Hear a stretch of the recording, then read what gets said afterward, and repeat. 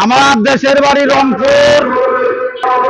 আজকে বাংলাদেশে কোনো গণতন্ত্র নাই, মানুষ খুব কষ্টে আছে।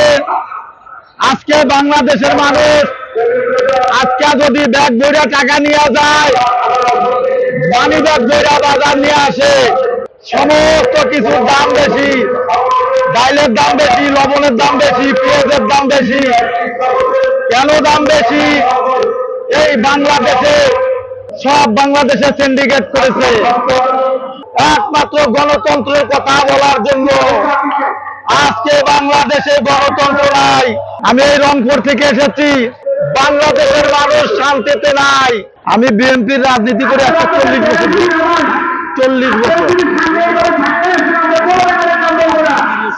আমি দেশের থেকে রাজনীতি করি। এলাকার নাম নূরপুর, আমার নাম নওয়াব আলী বাবুল খান।